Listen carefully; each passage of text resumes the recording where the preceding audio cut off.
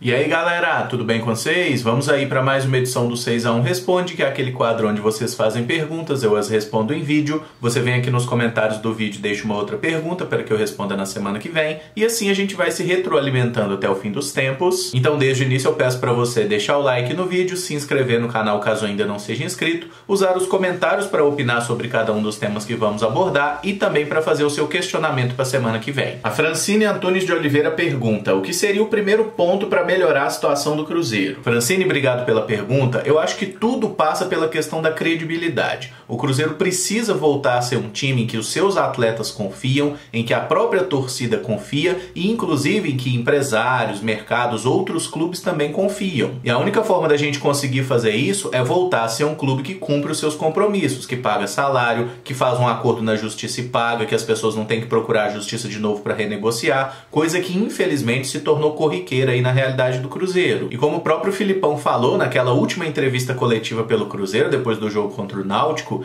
ele enxergava que o Cruzeiro precisa de uma ajuda financeira externa. A gente pode entender isso como um grande patrocinador, um mecenas, ou até mesmo como a torcida, né? A torcida do Cruzeiro hoje, ela tem muita dificuldade em confiar, em botar dinheiro no clube, porque quem administra esse dinheiro tem feito muita cagada. O Cruzeiro não sabe elencar suas prioridades, acaba gastando o pouco recurso que tem de uma forma indevida, e isso gera um descrédito em todo o mercado. Então um jogador que tem uma proposta do Cruzeiro, ele liga para um jogador do Cruzeiro e fala: como é que tá aí? 3 meses de salário atrasado. Esse cara vai pensar 50 vezes antes de aceitar uma proposta, porque ele sabe que provavelmente ele vai ter um lugar que vai oferecer mais segurança para ele. Então eu penso que a primeira coisa que o Cruzeiro tem que fazer para ter qualquer resgate dentro de campo é recuperar a credibilidade fora dele, é voltar a honrar os seus compromissos. E é por isso que eu bato tanto na tecla, né, de se não tem dinheiro, não contrata jogador. Se você não tem dinheiro, você não faz loucura. Se você tiver condição de gastar R$1 milhão de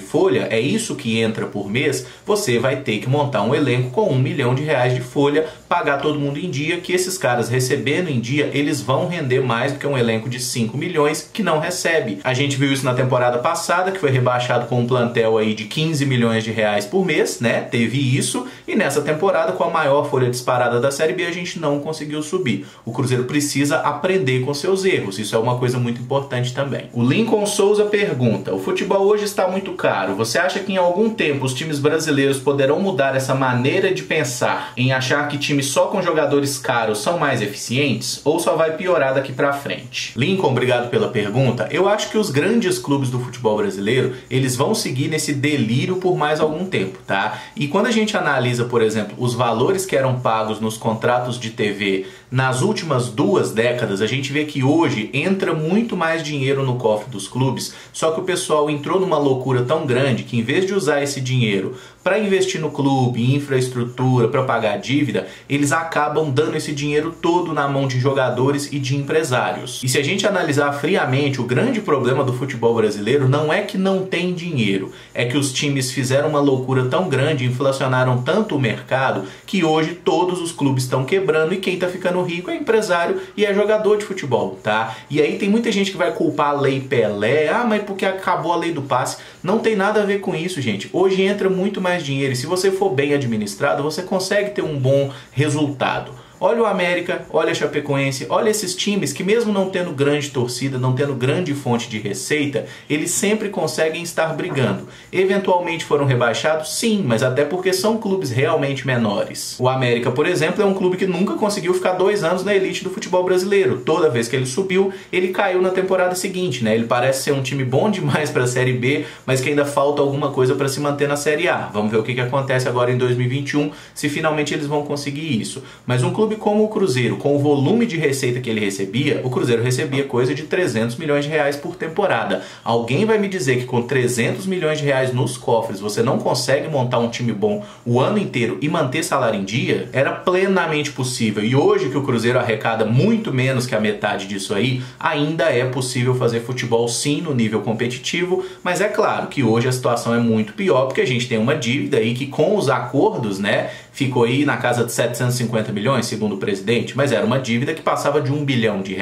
Então hoje o Cruzeiro tem esse passivo aí, né, carrega esse peso nas costas e isso acaba travando tudo. O que eu acho que seria ideal nessa história, e isso é totalmente utopia, não vai acontecer, é que todos os clubes brasileiros se reunissem e estabelecessem algumas regras. Um teto salarial para que a gente não tivesse essa coisa descontrolada, porque é uma coisa muito simples. Você vira e fala assim, eu vou pagar no máximo, sei lá, 300 mil reais para qualquer jogador. Aí vem o seu rival e oferece um salário de 600, de 800 mil, o cara vai preferir ir para aquele outro time. Se todo mundo chegar num acordo que o máximo que a gente vai pagar é 300, porque é isso que dá para pagar dentro da realidade financeira, o jogador não vai ter opção. Ele vai ter que aceitar uma proposta de 300 ou ele vai ter que ir para o exterior. E eu acho que um dia essa questão vai até se regular e vai melhorar sim, vai deixar de ser tão absurdos aí os valores que são pagos. Só que isso só vai acontecer depois que o futebol quebrar. Eu acho que infelizmente ainda vai piorar muito até um dia finalmente melhorar. O Filemon Silva pergunta, nos esportes americanos existe um prêmio chamado MIP, que é dado para os jogadores que mais evoluíram de uma temporada para outra. Trazendo para a realidade do Cruzeiro, quem foi o jogador que mais evoluiu nessa última temporada? Filemon, obrigado pela pergunta. É interessante a gente pensar sobre isso, porque normalmente a gente fala muito mais dos jogadores que vieram com expectativa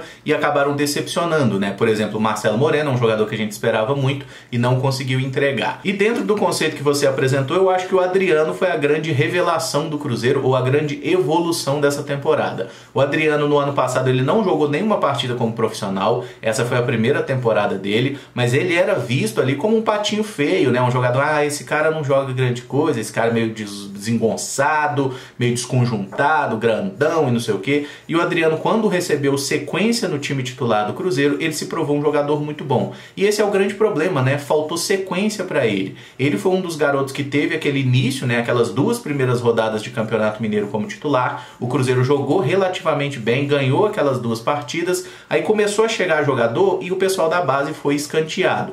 E é por isso que eu rejeito totalmente a ideia que muita gente tem de que o Cruzeiro usou a base nesse ano. O Cruzeiro não fez isso, ele usou a base por 2 jogos e depois começou a despejar qualquer cabeçudo que era contratado como titular, como craque. E a base ficou em último plano e foi pouquíssimo utilizada no Campeonato Mineiro. Alguns tiveram oportunidade durante o ano, alguns deram certo como o Matheus Pereira e o próprio Adriano, outros não vingaram como o Thiago, que teve uma temporada muito difícil, mas enfim, são diversas situações, cada jogador tem sua história e eu me recuso a desistir de jogadores jovens que sejam patrimônio do Cruzeiro. Eu acho que a gente tem que tentar fazer esses caras desenvolverem e evoluir de alguma forma. Então eu voto no Adriano aí como o jogador que mais evoluiu nessa temporada, porque era um cara que mesmo durante a Série B, ele entrou num jogo lá contra a Chapecoense, jogou mal, saiu no intervalo. Aí ficou muito tempo sem jogar e quando o Filipão entrou, botou o cara pra jogar, deu a oportunidade, ele teve uma sequência muito boa de partidas e foi um dos principais jogadores nessa reação do Cruzeiro na reta final e quando ele não jogou fez muita falta inclusive. O Sheldon Silva pergunta, você acha que o Hudson do São Paulo, que hoje está no Fluminense, sendo que o São Paulo não vai aproveitá-lo, seria uma boa no Cruzeiro? Sheldon, obrigado pela pergunta. Cara, eu acho que a situação do Hudson ela é muito engraçada, porque eu acho que só a torcida do Cruzeiro enxerga no Hudson uma qualidade técnica muito acima da média, que nenhuma outra torcida do planeta Terra enxerga.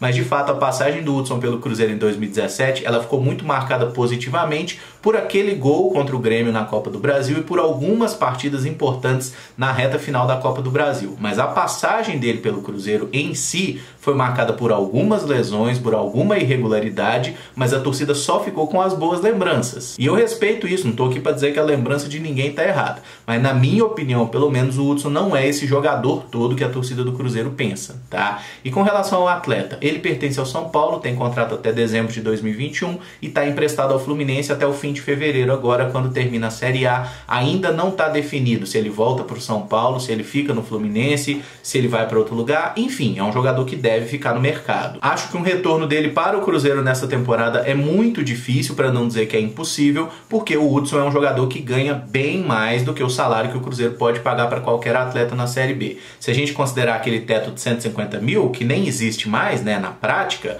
mas o Hudson deve ganhar pelo menos o dobro disso aí, tá? Então eu realmente não acredito que ele venha pro Cruzeiro, é uma negociação muito complicada, a menos que o jogador resolva abrir mão de muita grana para vir pro Cruzeiro, ou que ele fosse, tipo, emprestado pelo São Paulo, com o São Paulo pagando, sei lá, metade do salário. Aí até poderia ter alguma possibilidade, mas eu sinceramente duvido, acho que o Cruzeiro não vai ter condição de atrair esse tipo de jogador, de mais renome, de mais experiência, é esse tipo de jogador que, por exemplo, o Filipão queria, e o Filipão foi embora porque o Cruzeiro não vai ter condição de trazer. O Eduardo Uchoa pergunta: se o Cruzeiro vier a romper com a Adidas, você acha que seria bom o clube fazer as próprias camisas, como a América com a Sparta, ou vamos caçar outro desenvolvedor bom, tipo a Puma, ou desses timecos tipo Ícone? Eduardo, obrigado pela pergunta, que não é besta por sinal. Eu acho que isso aí tem que ser uma questão analisada pelo aspecto financeiro, tá? Em qual situação o Cruzeiro poderia arrecadar mais grana? É numa fabricação própria? É buscando um acordo com uma outra empresa grande ou com uma empresa menor? Eu acho que com uma empresa menor a gente pode tirar de consideração, porque certamente o Cruzeiro não receberia muita grana no acordo,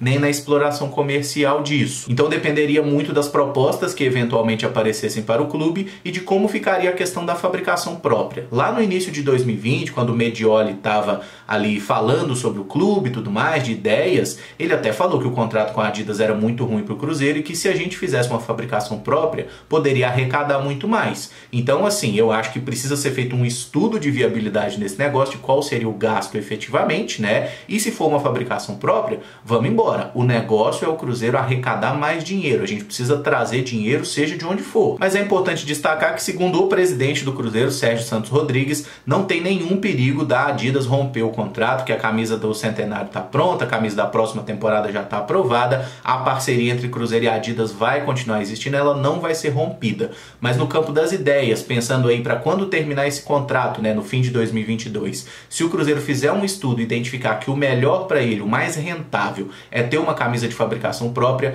eu sou totalmente a favor. O negócio é que entre dinheiro, eu não tô nem aí para qual é a marca que vai estar exposta aqui desse lado da camisa. O que importa são as estrelas que estão daqui. O Anderson Damasceno pergunta: o Cruzeiro foi bi da Copa do Brasil tendo as mesmas deficiências que tem hoje, que é não saber fazer gols. Os títulos não superestimaram o trabalho do Mano Menezes? Anderson, obrigado pela pergunta. Sim, os títulos superestimaram o trabalho do Mano Menezes, mas todo título superestima qualquer trabalho e a falta de título subestima qualquer trabalho. Porque no futebol a gente pode falar de modelo de jogo, de ideia, de posse de bola, de criação de oportunidade. O que vale no final das contas é a bola na casinha e é a taça na estante. E o Mano Menezes, embora não tenha entregado muita bola na casinha, conseguiu entregar 2 taças muito importantes de Copa do Brasil para o Cruzeiro. Então é um cara que está marcado na história do clube, sem dúvida nenhuma, teve a sua importância, mas ele foi também muito nocivo para o Cruzeiro pela questão do modelo de jogo, da forma como o Cruzeiro gastava muito dinheiro para montar aqueles elencos, que no final das contas jogavam um futebol bem pobre, né? E principalmente o grande problema do Mano Menezes é que ele teve pelo menos 2 gerações muito boas de base para usar no profissional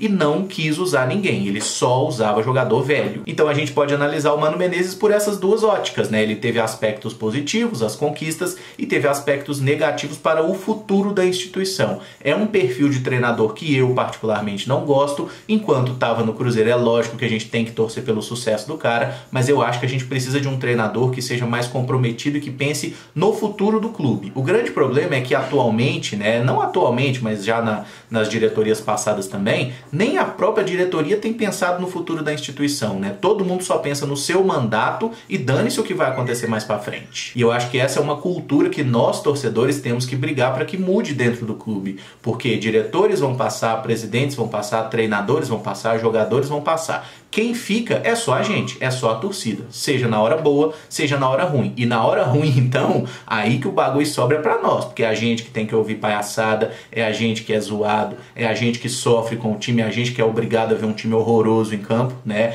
Então essa galera aí pega o dinheirinho dela, se não pagou ainda entra na justiça contra o clube e ninguém tá nem aí pro Cruzeiro, é só a gente. E por fim o Luiz Aguiar pergunta: qual foi o pior goleiro que você viu jogar com a camisa do Cruzeiro? Luiz, obrigado aí pela pergunta. Eu acho que o Cruzeiro teve bastante goleiro ruim na sua história, né? Eu acompanhei alguns, mas eu acho que a grande maioria da torcida do Cruzeiro, de quem tá assistindo esse vídeo, né, tá muito habituado a ver o Fábio aí como goleiro do Cruzeiro, porque tem mais de 15 anos que ele é o goleiro titular, embora teve ali um ou outro momento que teve fora do time, lesionado, mas a gente tá acostumado a ver sempre o mesmo goleiro. Eu acho que vale a gente destacar aí 3 nomes, tá, que eu colocaria entre os piores aí. Primeiramente eu falaria do Gatti, que foi um goleiro que teve uma passagem pelo Cruzeiro, foi formado no clube, né, ficou muitos anos no Cruzeiro, mas teve poucas oportunidades de jogar, e mesmo o Gatti ali cometendo algumas falhas bem feias, saídas de gol e tudo mais, Era um goleiro fraco que realmente não era bom o suficiente para jogar pelo Cruzeiro, mas ele ainda teve um momento espetacular com a nossa camisa, que foi defender um pênalti no Clássico, né? Lá em 2007,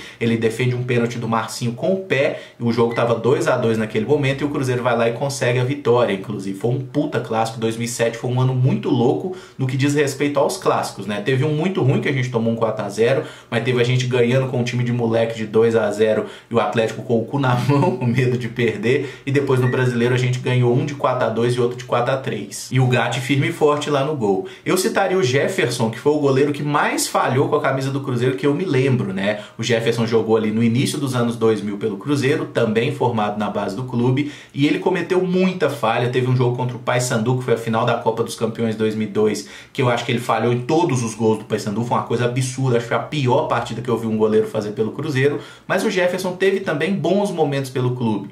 Ganhou Copa Sul Minas, né? Então, assim, ele não é um goleiro ruim, tanto que depois jogou Copa do Mundo, foi ídolo do Botafogo. Ele era um bom goleiro, mas ele não estava pronto. Ele era muito novo quando jogou pelo Cruzeiro, acabou falhando demais, e eu acho que ele deve ser citado aí como um goleiro que realmente, assim, foi o que mais frangou que eu me lembro com a camisa do Cruzeiro. Mas o grande campeão da minha lista é o Poçante Andrei, tá? O Andrei que foi contratado pelo Cruzeiro. Dá só uma olhada nessa imagem que é maravilhosa. É a notícia da contratação do Andrei. Ele chegava para ser titular porque o Fábio já estava encaminhando a negociação. Acabou que a transferência do Fábio não deu certo e o Andrei ficou no Cruzeiro como reserva do Fábio. Isso no ano de 2008, tá? Quando ele protagoniza um dos gols mais bizarros que eu já vi o Cruzeiro tomar, que inclusive ganhou depois o apelido de Andrei Cambalhota, né? Porque ele desliza, erra a bola, o cara faz o gol. Foi até o Bruno Mineiro, um atacante que teve certo destaque aí no futebol brasileiro depois. O Bruno Mineiro faz o gol e o Andrei dá uma cambalhotinha aí na sequência.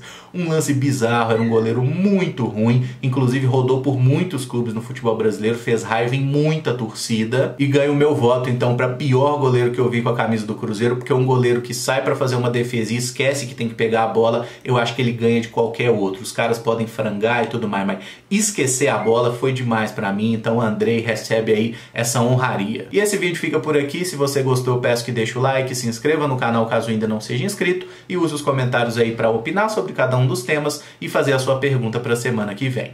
Muito obrigado por acompanhar, um abraço e até o próximo vídeo. Valeu!